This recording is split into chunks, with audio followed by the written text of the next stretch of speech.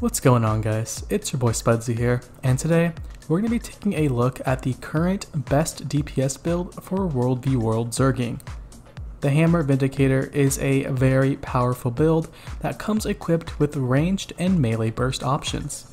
The ability to literally dodge through Zergs and crash down, dealing massive damage as you weave your way throughout the fight, is what truly makes this build stand out amongst other DPS choices.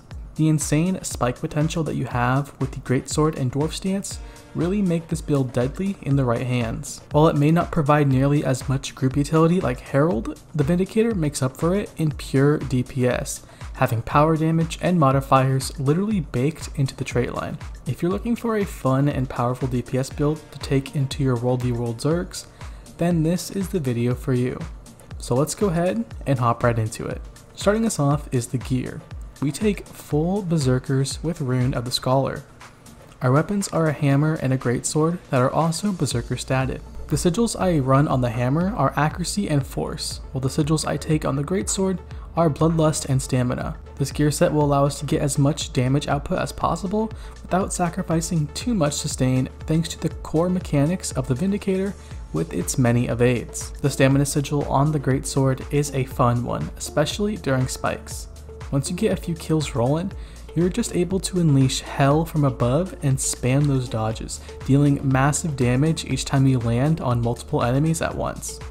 This sigil alone allows you so much power to just steamroll through enemies constantly while evading attacks. For the traits, I take Devastation, Invocation, and Vindicator. These traits will allow us to have Fury and AoE Vigor during every encounter. The boon share from Spirit Boon is the greatest contributor to the source, seeing as how we can output both stability and vigor through our legend swaps. Everything else here is pretty standard for a DPS build, with Roiling Mist allowing us to almost hit 100% crit chance. Luckily, the gear here is pretty flexible, so if you wanted to get that 100% chance, you could swap out a few Berserkers pieces for Assassins.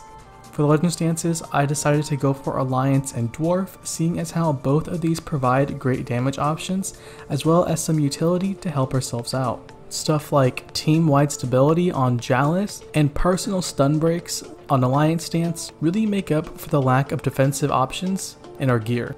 The way to play this build is to start off as a backliner, using the hammer and the Alliance spear to poke at your enemies. Scavenger burst should be utilized during these moments to grant yourself quickness and fury, so that your hammer swings hit even harder. Once the fight's begun and it's time to deal big damage, try and line up a hammer 2 into a hammer 3 to burst multiple enemies down at once.